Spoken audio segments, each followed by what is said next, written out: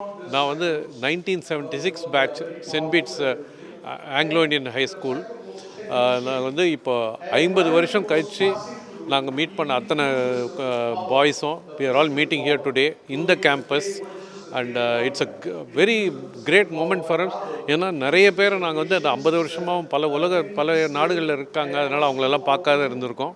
இன்றைக்கி எல்லோரும் வந்திருக்கிறாங்க, இங்கேயும் இருக்கிறாங்க, கண்ட்ரிலேயும் இருக்கிறாங்க, அப்ராடும் இருக்காங்க, எல்லோரும் வந்திருக்காங்க. அதாவது எப்போவுமே சொல்லுவேன், பள்ளி தான் ஒரு மாணவருக்கோ அடித்தளம். ஏன்னா அவங்க வந்து வரும்போது ஒரு 2 அடி ஹைட்லேயும் ஒரு மனநலவிலையும் ஒரு குழந்தைத்தனமாக இருக்கும்போது வந்து அந்த ஒரு 10-11 வருஷம் முடித்து வெளியே போகும்போது 65 நாங்கள்லாம் ஜாயின் பண்ணி 76 முடித்தோம் 11th ஸ்டாண்டர்ட். அந்த காலத்தில் வந்து +2 கிடையாது. முடித்த உடனே அது வந்து அந்த டைமில் வந்து நம்ம இமோஷ்னலாகவும் வேறு மாதிரி இருப்போம், நம்ம ஃபிசிக்கலாகவும் இப்போ ஃபோட்டோவே மாறி இருக்கும் 10-11 வருஷத்தில். இப்போ நம்ம இருக்கிற இடத்துல தான் எங்களோட முதல் கிளாஸ் நடந்தது. இந்த ஆடிட்டோரியமில் அந்த காலத்தில் வந்து பள்ளிக்கூடம் கட்டடம் கொஞ்சம் ஷார்ட்டேஜ் இருக்கிறப்போ இந்த ஆடிட்டோரியமில் ஒரு ஃபஸ்ட் ஸ்டாண்டர்டோ செகண்ட் ஸ்டாண்டர்டோ இதே ஆடிட்டோரியமில் நாங்கள் ஆரம்பித்தோம். இன்றைக்கி வந்து அதே ஆடிட்டோரியமில் வந்து நாங்கள் ஒரு ஈவெண்ட்டையும் நடத்தி எங்களோட பழைய நினைவுகளை பகிர்றது வந்து ஒரு பெரிய ஒரு சந்தோஷமாக இருக்குது. நாங்கள் ஒரு 120 பேர் அந்த டைமில் ஸ்கூல் படித்து முடித்தோம். இன்றைக்கி அதில் கிட்டத்தட்ட 30 பேர் வந்து இல்லை. அவங்கெல்லாம் வந்து உடல்நிலை காரணமாக ஏதோ அவங்க வி லாஸ்ட் தம். பட் இன்றைக்கி வந்து மீதி இருக்கிற 90 பேரில் கிட்டத்தட்ட 60 பேர் இன்றைக்கி இருக்காங்க இங்கே இந்த இடத்துல. மீதி 30 பேர்னால அவங்களோட பணி சுமைகளால் வர முடியல.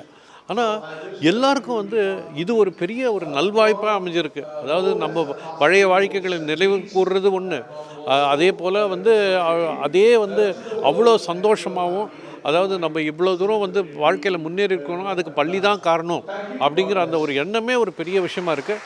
அதில் இங்கே பள்ளியும் நல்லா பண்ணிகிட்ருக்காங்க இப்போவும். அதை பார்க்கும்போது ஒரு சந்தோஷமாக இருக்குது. எனக்கு எப்போவுமே ஒன்று கல்லூரி நடத்துறதுனால ஒரு விஷயம் நான் எப்போவுமே ரொம்ப சொல்லுவேன். கல்லூரி நடத்துறதுனால ஒன்று ரொம்ப சொல்லுவேன். அதாவது பள்ளியில் வந்து அவங்க விதையிலேருந்து ஒரு செடியாக்கி ஓரளவுக்கு மர நிலைமைக்கு வரும்போது தான் அவங்க வந்து அந்த மாணவரையோ காலேஜுக்கு அனுப்புகிறாங்க. ஏன்னா காலேஜுக்கு வரும்போது அவங்க ஒரு 16, 17, 18 வயசில் இருக்கும்போது அவங்க கொஞ்சம் தெம்பாக வராங்க. அதுக்கு காரணமே பள்ளி தான். அதனால் எப்போவுமே பள்ளி ஆசிரியர்களையும் நான் ரொம்ப மதிக்கிறவன்.